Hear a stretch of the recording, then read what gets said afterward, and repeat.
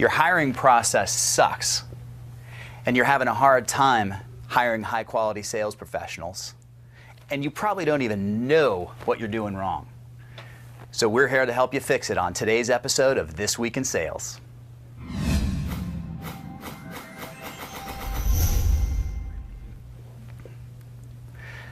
Hello and welcome to today's episode of This Week in Sales. I'm Kevin Gaither, the CEO and founder of Inside Sales Recruiting. You may recall our goal here is to help sales professionals improve their performance right now with tips, tactics, and techniques that are going to help them right away. Today's guest is Andrew Chase, the president of PPI Sales Search. Andrew, welcome to the show. Thanks for having me, Kevin. Andrew Chase has been a sales and management recruiter for almost 20 years and has placed hundreds of candidates with hundreds of companies from startup to Fortune 50. And he's currently the VP of Business Development and President for Peak Performers, Inc., or also known as PPI Sales Search. He'll also destroy anybody in movie trivia, just so you're aware. Welcome, Andrew. Thanks for that kind introduction. You're welcome. So listen, let's get into it here. What are a few things that hiring managers should be doing right now to improve their performance? Well, I think as far as it relates to working with recruiters, I would say first and foremost is that we're on the same team. You have to look at us just like I would say to a candidate. I'm your agent, I'm your lawyer, I'm here to make you look good. It kind of reminds me of that, I think, Perel ad or something like that. If you don't look good, we don't look good. And so I want them to keep that in mind. Well, listen, I've been on the hiring side for the last 10 years, all right? And it's got to go both ways, though. I mean, sometimes you guys are prepping candidates like by handing them all the questions that I'm going to ask them, and sometimes it doesn't really, feel that way. You tell me, what are some real things though to foster that partnership so it is mutually beneficial but objective at the exact same time? Well, also you mentioned about preparing candidates. Now it's the same thing as making a casserole. You can give everybody the same recipe, but they're going to come out different. Some are going to taste fantastic, others are going to be awful. And so that's the thing that I wouldn't look at it so much like we're working against you. Like I mentioned before, we're on the same team. And so if we can take a candidate that has the skills, I focus on sales, has the sales skills, but they may not be as good as presenting their background. And we let the candidates know it's not bragging if you can back it up. And that's information you want to know. You want to know if this guy, was the number 1 out of 50 at his company. As opposed to him just saying, I did really well. And that's what we help. We help bring that out. So you're saying it's not a problem if I'm the hiring manager and you tell my candidates, hey, Kevin usually asks these 5 questions. You're saying that's not a problem, and frankly, maybe it's even a good thing for me to do as a hiring manager to tell you all about that kind of thing, that process. Exactly, everything, because.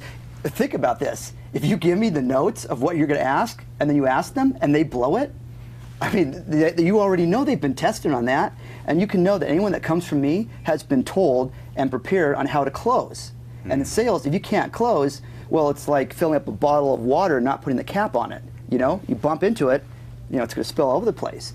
So you know that when I send you somebody, that I prepared them to close, and if they don't close, if they can't do it after being prepared to do it, they're not going to do it for you if you hire them. You know what? So like I said, I've been on that hiring side for the last 10 years, and I am amazed at how many salespeople show up even after being prepped to go for the close in one way, shape, or another, and they actually don't do it. You know what? It's just as simple as saying, "So, last question. How do you think this interview went?" I love when the candidates say, "So, can I start on Monday?"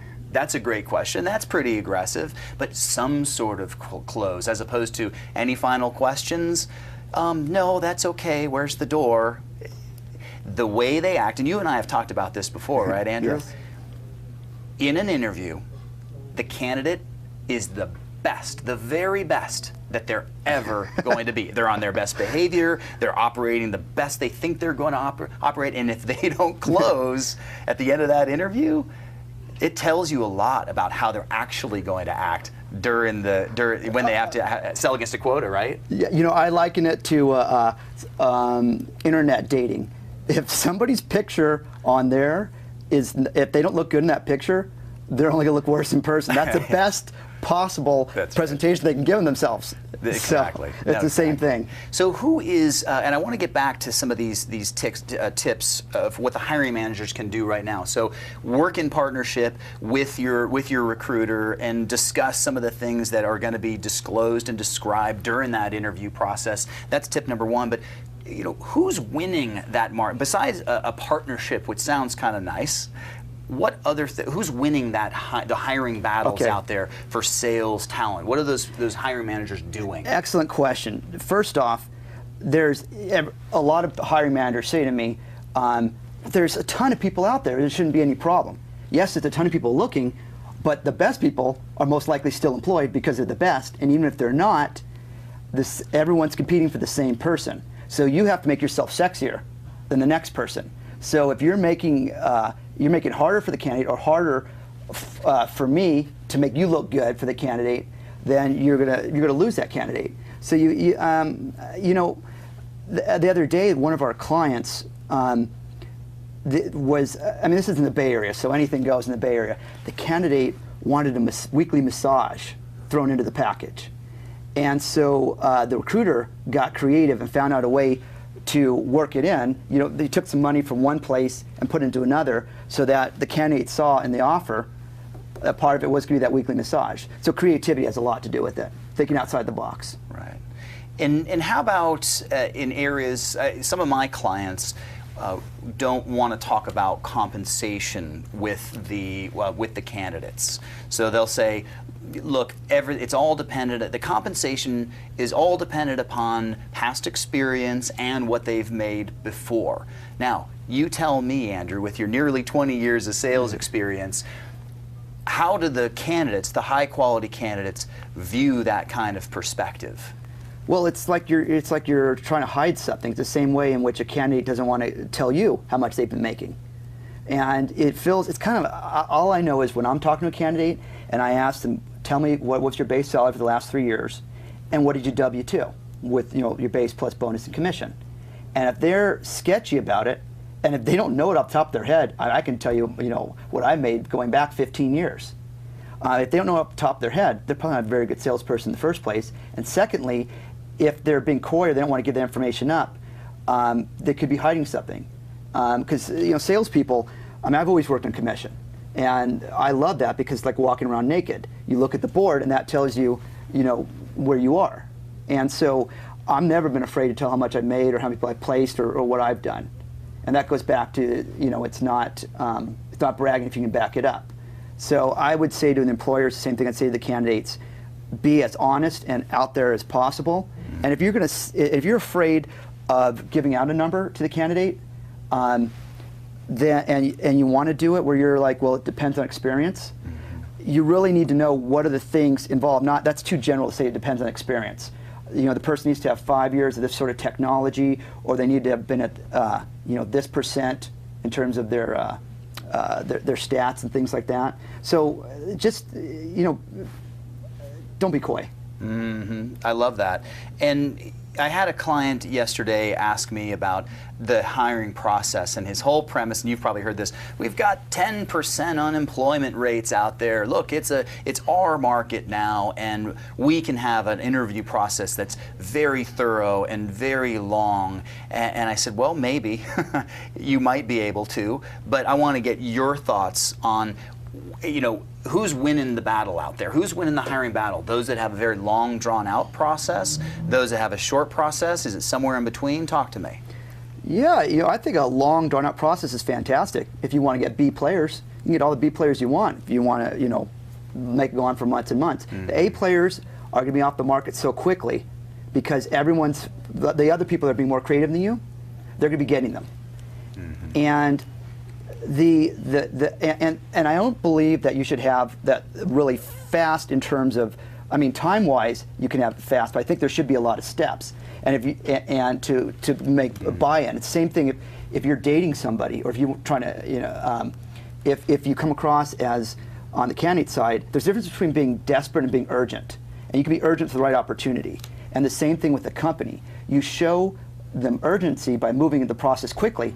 You can have multiple steps. You can have 6 steps and do it in 2 days. You can have tests that have them do. You can meet with 3 different people. You can just have them shake hands with somebody. And each time they touch, whether it's doing a test or touching a hand, that buys them more into your company. That starts to set you apart. But it's a mistake to think that having a lot of steps also has to make it drawn out. I would say that if you can't make a decision on somebody in under 3 weeks, I mean sales, then don't hire that person. Yeah, it's not that tough at the end of the day. I mean, hiring the right people is definitely an art form mixed in with some science. But when you see that candidate and you've interviewed them for a couple hours maybe, you should know. And if you're vacillating after all that, you know what, your gut's telling you don't do that. So let me just recap here a couple of things, and then I'm going to zing you a little bit. Please.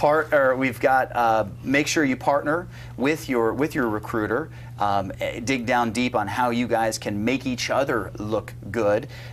Be creative when you're making those offers. Look for what that candidate might be interested in, especially if there's somebody that you really, really want. Look to get creative.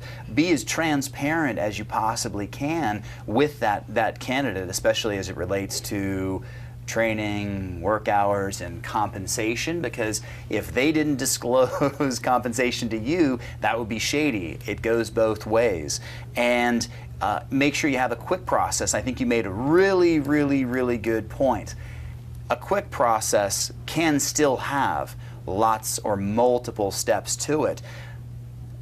Google's process is actually like 6 weeks. It's infamous for how difficult it is.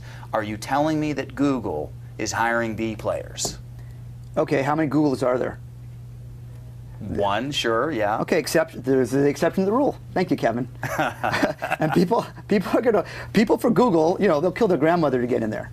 But they're not, but probably for your company, not your company, but your company out there, they're not going to be doing that. So don't make it a Google process. You're not Google. Right, exactly. They have more hand in the process. They've lots and lots and lots of people want to be at Google, so they can have a 3 or 6 week process with many, many steps in between. But you're right. That is the exception and not the rule of the road out there. They're the sexy girl in the room. They can do whatever they want. I love it. I love it. All right, perfect. So let's talk about, so we've given some tips to our hiring managers out there and how they can attract higher quality talent and improve their hiring successes. But let's talk about that poor sales candidate, okay? What are some of the things that they can do to separate themselves from the competition out there in the jobs, of course, they want to get? Well, it's doing the simple things. And what's so funny to me is that people will show up to an interview not wearing a suit just because the company isn't a company. The CEO that meets with you, whoever's meeting with you, may show up in jeans and a button down, if that, but they're the CEO. They can do whatever they want to do. They can come in flip-flops and a bathrobe. They don't know you from Adam. So do the simple things. Always, this is a big pet peeve of mine, especially when I used to hire people to work for me. I'm allergic to cologne and perfume. And the thing is that a lot of people think, okay, I'm going to smell better. You know what? It's a 50-50 thing. You only want to do things that you're 100% positive on, because that cologne could remind you, maybe you're interviewing with a lady, could remind you of her ex-husband, the one that she just got divorced from, and that's all she's going to be thinking of. No distractions. Keep it simple. If when you wear a suit, be conservative. This tie is about the extent that I would go in terms of craziness for an interview tie, but you want the focus to be on you. You don't want to be on your cologne. You want to be on your dress. Don't have jewelry and things like that. And don't drink coffee or smoke cigarettes or anything where your breath, mints. I'm big on mints. But if you just do the simple things, I mean, you're already going to be way ahead of everyone just coming out of the gates. So what about before that interview? You're talking about a scenario where somebody has secured a face-to-face interview where it matters what you're wearing and it matters what your breath smells like and what your perfume smells like. But let's talk about after the interview. Let's talk about after the phone screen. Let's talk about before the phone screen.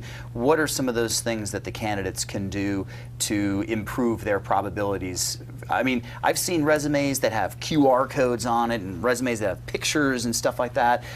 Is that cool? Is that copacetic these days? Does that separate you or make you look like a chump? Well, you know what? Because so many of these resumes have to go through computers. There's some sort of function. I mean, different companies have different applications in terms of pulling your resume in. So keep your resume simple. I mean, keep it really focused. I prefer the bullet point format, and definitely not functional. Not where you have, okay, here's what I did under management, here's what I did under sales. Have it chronological. If you, because that's another way of hiding. If I see someone with a functional resume that says all the things they did as a manager, I mean, throughout, let's say, the last 10 years, but at different places, but it's all couched, under one heading, then I'm like, okay, they probably haven't done anything lately. So, but then I'm going back to try to match up the position with the description, above, and they've already lost me. I'm like, okay, move on. Keep your resume simple. Don't have any special graphics, any special fonts. Just like the way that you would dress. Lowest common denominator. Keep it nice and clean. And what about once you've submitted that resume and maybe nothing's happening, or maybe you have secured a phone screen? What should salespeople be doing to separate themselves when they get that phone screen or when they're trying to get that phone screen outside of the resume? You know what? I think a big mistake, because you're probably expecting me to say do a lot of research on the company while you're waiting. Prepare yourself by knowing a lot about the company. They're not looking to hire someone that's a researcher. They're looking to hire what I deal with, a salesperson. So spend the time researching yourself, pulling out all of your strengths. And this is something for another time, but which is called FAB selling, or feature advantage benefit selling. And that's when you pull out a specific about yourself, like I'm competitive. I mean, that's general, but that's an adjective or an adverb to describe you. I'm competitive. And then you say, for example, I was All-State 3 years in a row on my football team. Okay, and then you go into the benefit. The benefit's always going to be one of 5 or 6 things, but the most important to a company of the benefits are usually going to be how are you going to make me money, or how are you going to save me money, or how are you going to save me time. Mm-hmm. No, I absolutely love that. Now, are you saying no research on the company? Come on. Well, this is not a all or nothing sort of thing. I'm saying if you're going to break it down, you want to spend 70% of your time making you stand out over everyone else who you're competing against. Right. And yeah, you have to know the basics about a company.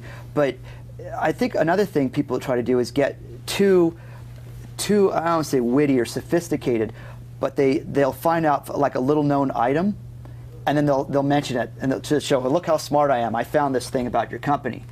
But that's one of those things that's a 50-50. You could actually embarrass the person you're interviewing by knowing more than they do about their own company.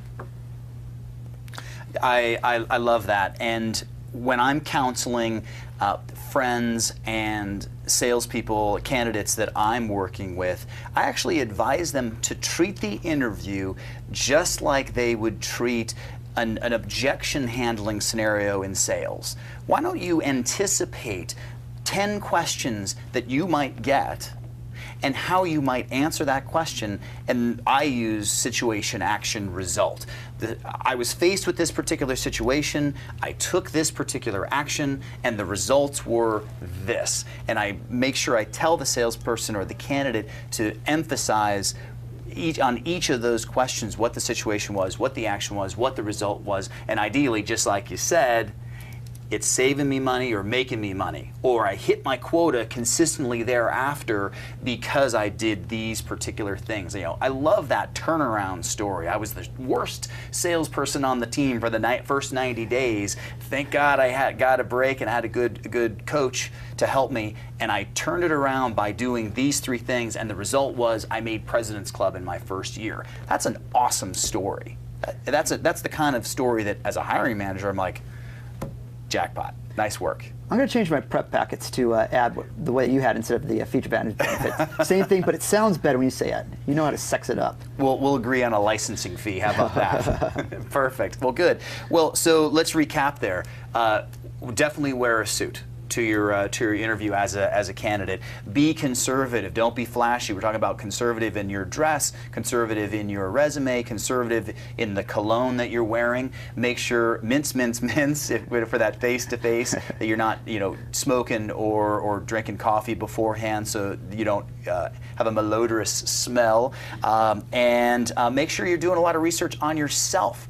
Not only research on the company, but 70% of research on yourself and how you're going to be able to answer those questions with some specifics that hiring manager wants to hear. I think that's fantastic. Now, in that same vein, I want to do a segment here where we take a look at a before and after of a resume. And I know we've talked about this in the past, and it's a pet peeve of yours when those resumes come through and they're just not so good. So in terms of separating one candidate from another, I'm going to pull up a resume here, and I want you to give your commentary on it, and then we'll go to another resume and we'll talk about that one from there. So if you could pull my screen up, please.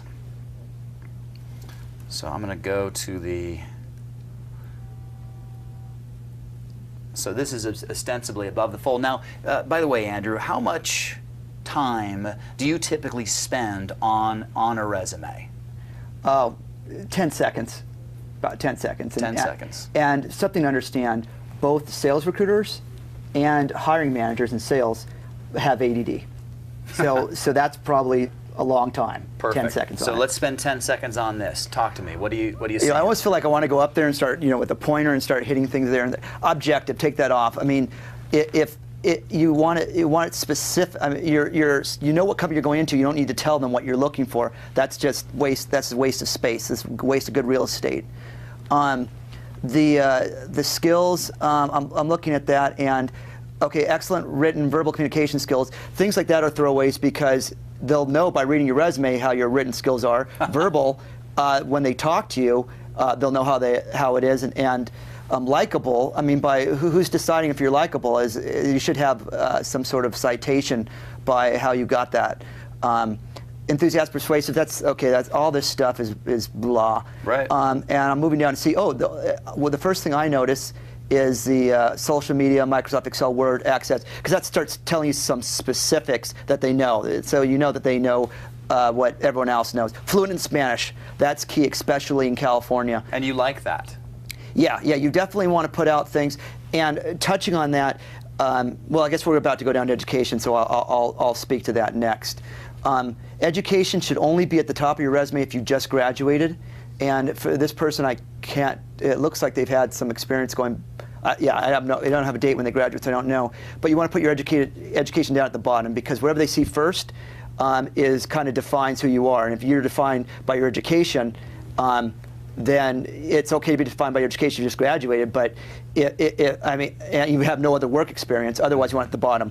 And also for education, you want to put down things if you were involved, if you were in the Greek system, and you were in fraternity or sorority, you want to say that you held a position, because that shows leadership. And there's a lot of, and if you were in any sports, you want to say that. You want to do the same thing you would for your sales positions in college. Self-finance 100% of education by working 40 hours a week. Your GPA, if it's 3.0 or above. And how about the experience here? There's just nothing there. I like that I would start it off the very first 3 lines. Where it says the name of the company and what they did. I mean, their title. But after that, if you don't know what the company actually does, I don't know what Kruger Industrial Smoothing. Smoothing. I guess okay. And then I don't know what that is, but you should put a small description of what the company is, and then when you get to the bullet points, which I love bullet points, they need to be specific. Social media marketer for several company retail. Okay, how many company retail stores were you a social media marketer for? What were some of your accomplishments? What were some of the ideas that you brought to the table? I mean, there's a lot more, and I really don't have time right now to go through it. Like one line.